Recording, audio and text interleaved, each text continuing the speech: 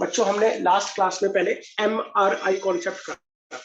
What is MRI? M stands for managers commission, R stands for rent of partner's property, I stands for interest on loan from a partner। क्या मतलब है sir इन तीन बातों का? बच्चों हम topic कर रहे हैं फंडामेंटल्स ऑफ पार्टनरशिप।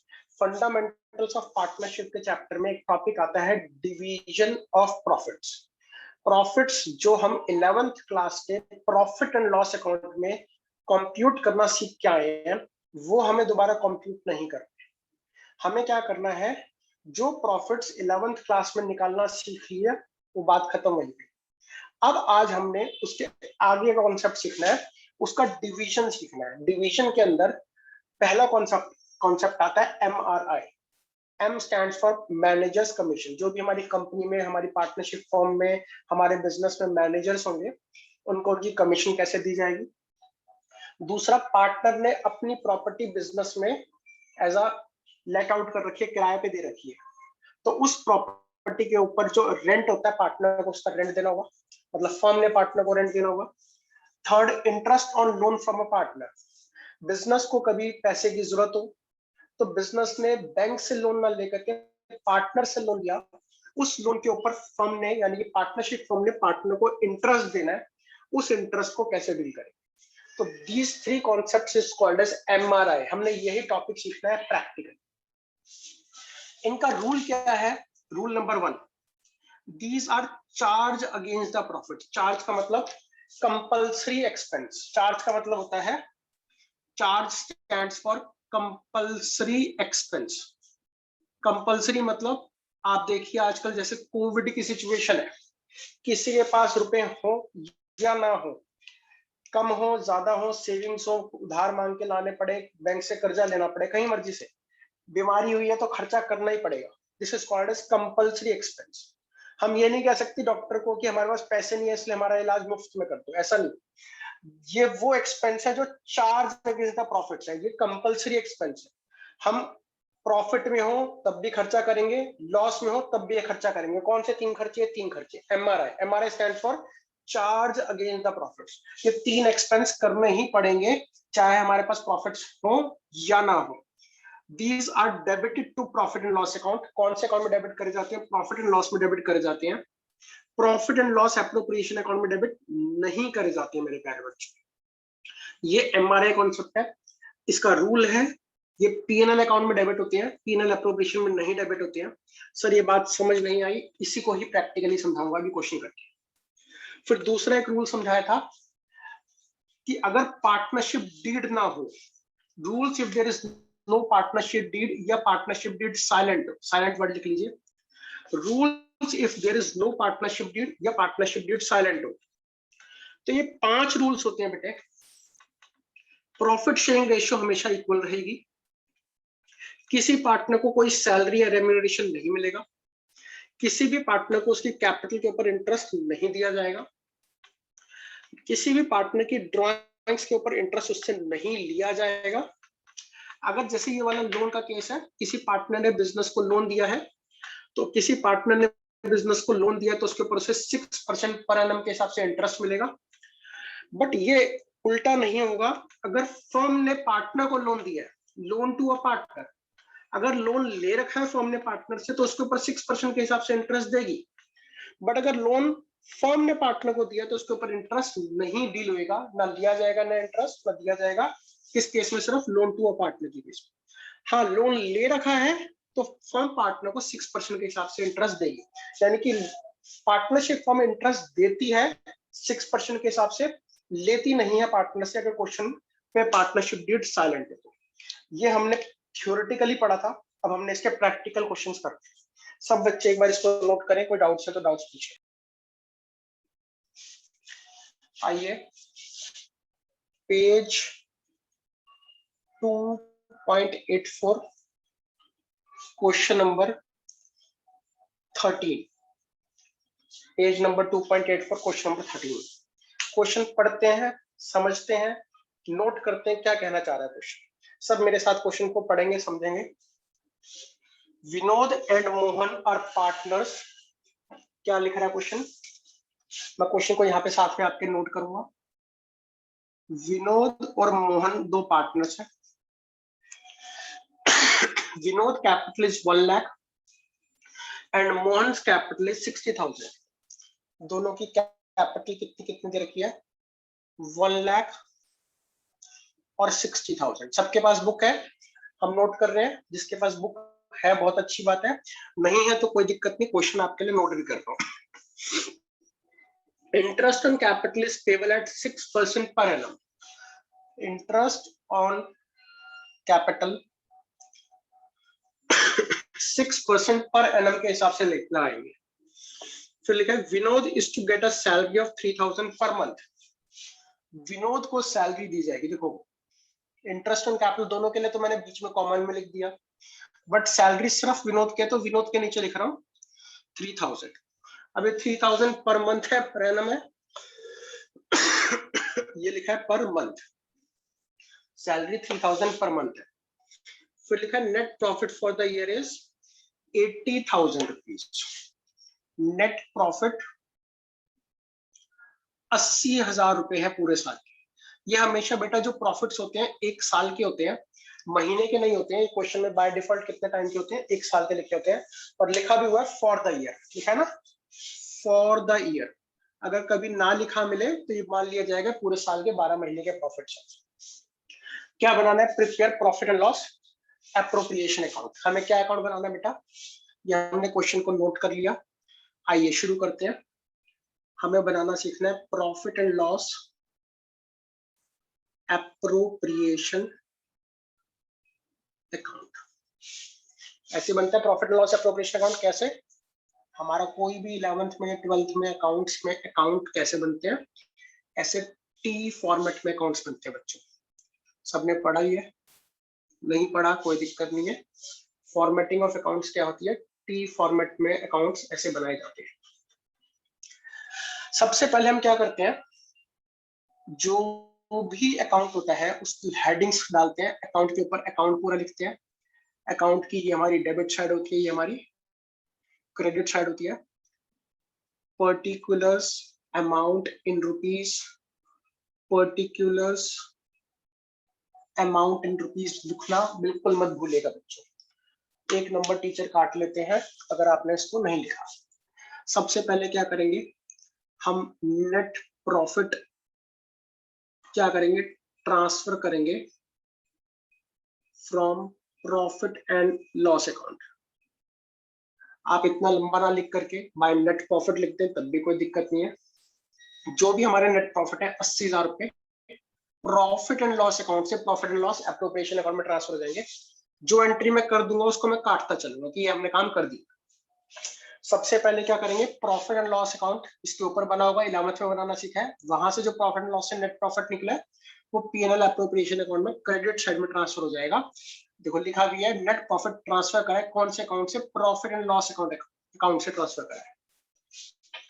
अब इस अकाउंट के अंदर देखो क्या कर रहे हैं हम, नाम से क्लियर हो रहा है एप्रोप्रिएशन। एप्रोप्रिएशन मतलब जो भी ये प्रॉफिट्स कमाए हैं इस प्रॉफिट्स को सही तरीके से पार्टनर्स में एप्रोप्रिएट मैनर में डिस्ट्रीब्यूट करना है। हमारा ऑब्जेक्टिव क्या है? हमारा ऑब्जेक्टिव है डिस्ट्रीब्यूशन। किस चीज का डिस्ट्रीब्यूशन? Of profits. हमारा ऑब्जेक्टिव क्या है बच्चों? इस प्रॉफिट्स का डिस्ट्रीब्यूशन करना है। किस तरीके से? इन एप्रोप्रिएट मैनर, सही मायने में, सही तरीके में। इस तरीके से करें कि कोई लड़ाई झगड़े का कोई स्कोप ना बचे।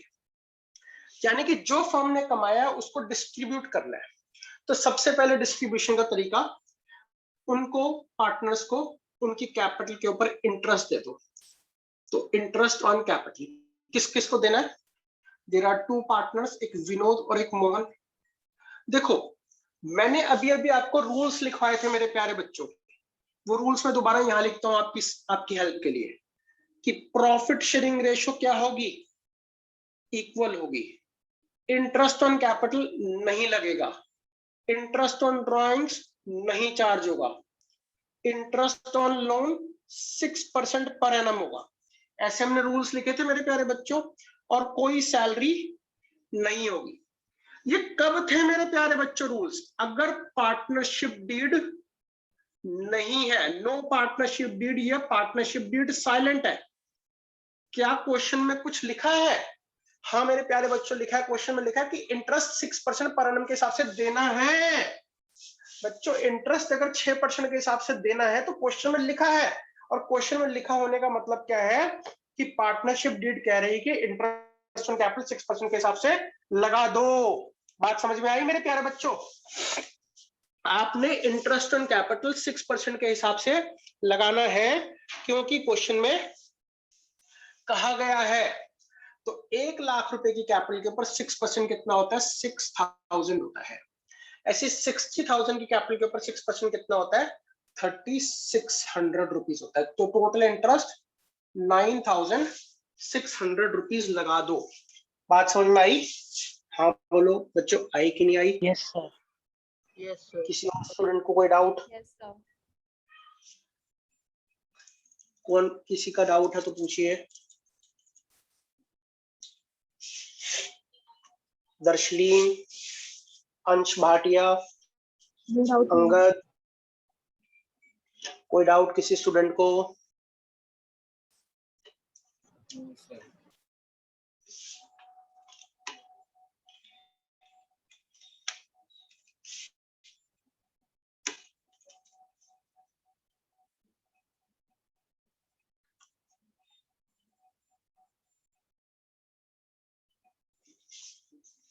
आगे देखिए, ये हमने इंटरेस्ट ऑन कैपिटल का टॉपिक कर दिया, तो इस पे हमने कट लगा दिया। अगला टॉपिक क्या लिखिए? सैलरी लिखिए मेरे प्यारे बच्चों। सैलरी का क्या करेंगे? सैलरी भी पार्टनर को एक प्रॉफिट डिस्ट्रीब्यूशन का एक तरीका है। इंटरेस्ट ऑन कैपिटल दिया, सैलरी, सैलरी किसको देनी है? सिर्फ विनोद को देनी है। 3,000 पर मंथ, कितने लिखी है? 3,000 पर मंथ। तो एक साल में कितने महीने होते हैं? 3,000 मल्टीप्लाई बाय 12, 36,000। सर आपने तो कहा था इंटरेस्ट ऑन कैपिटल भी नहीं लगाएंगे, सैलरी भी नहीं लगाएंगे, आप तो दोनों चीजें लगा रहे हो। बच्चों अगर क्वेश्चन में लिखी हुई है क्या इंटरेस्ट ऑन कैपिटल भी लिखा हुआ है, सैलरी भी लिखा हुआ है, तो it means partnership deed silent नहीं है। पार्टनरशिप डीड में लिखा हुआ है इंटरेस्ट के बारे में भी, सैलरी के बारे में भी। अब हमने सैलरी भी कर दिया। क्यों कर दिया? क्योंकि पार्टनरशिप डीड में कुछ लिखा हुआ है इन दोनों पॉइंट्स के बारे में। अब हमने देखा, जब हम क्वेश्चन को क्लोज करते हैं, यहाँ पे मान लेते हैं इस लाइन पे क्लोज हो रहा है हमारा क्वेश्चन, तो 80,000 में से दोनों चीजें सब्ट्रैक्ट करते हैं।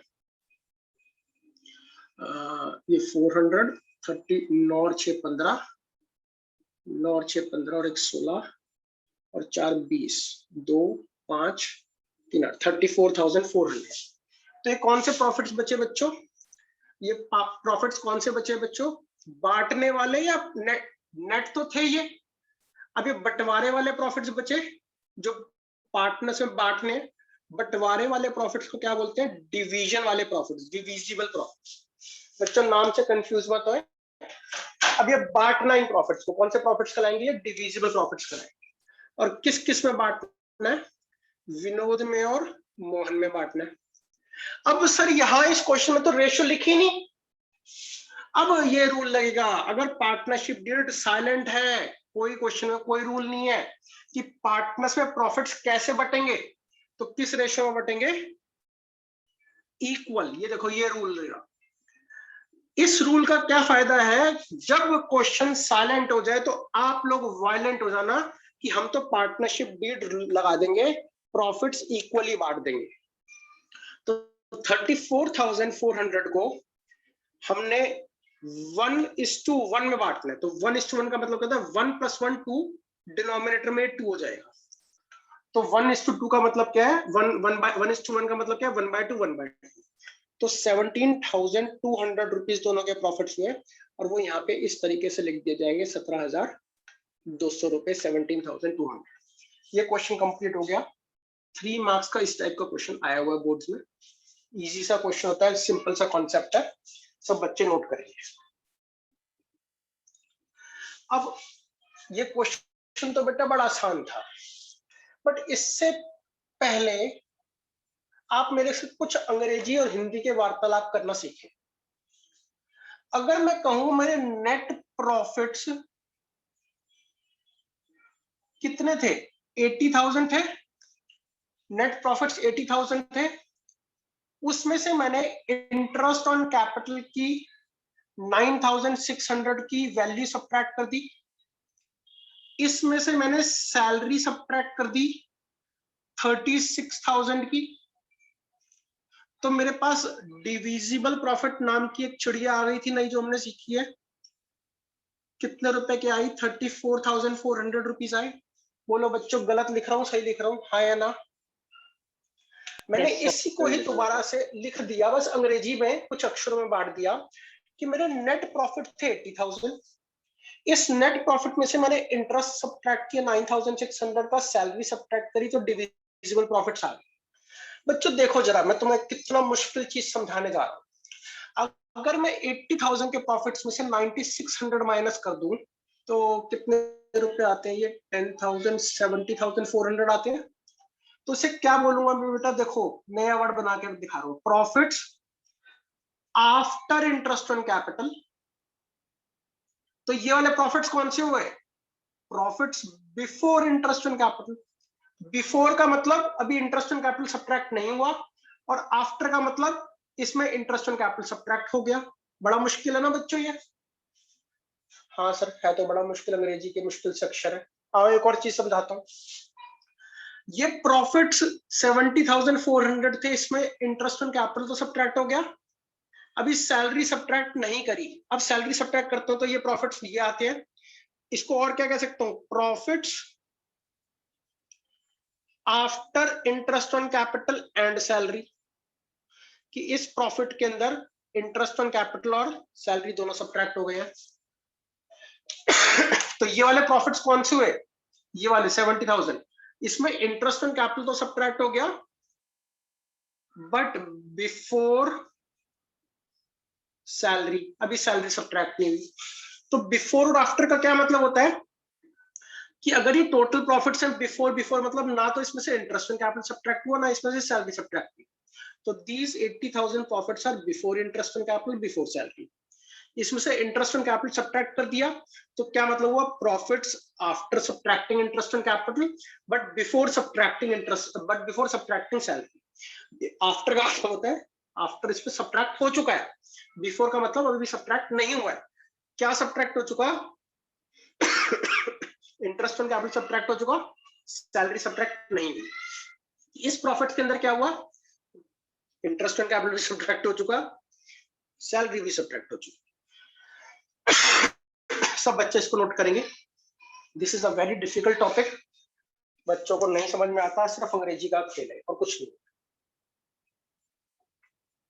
तो मेरे प्यारे बच्चों, लॉजिक क्या है सब अपने क्वेश्चन में भी लिखे। ये वाले प्रॉफिट्स कौन से प्रॉफिट्स होने चाहिए? ये बिफोर, बिफोर का मतलब बिफोर सब्ट्रैक्टिंग। ये जो प्रॉफिट्स होने चाहिए, कौन से प्रॉफिट्स होने चाहिए? Before subtracting anything. यहाँ पे जो प्रॉफिट्स होंगे before subtracting interest on capital, before subtracting salary होने चाहिए। और ये वाले जो प्रॉफिट्स होंगे, ये वाले प्रॉफिट्स कौन से होंगे? After subtracting everything. कि ये वाले प्रॉफिट्स कौन से होंगे? After subtracting interest on capital, after subtracting salary. किसको ये बात ना समझ में आए तो बेटा 4 बार पूछ लो, पर यही पूरा चैप्टर में तंग करने की चीज है।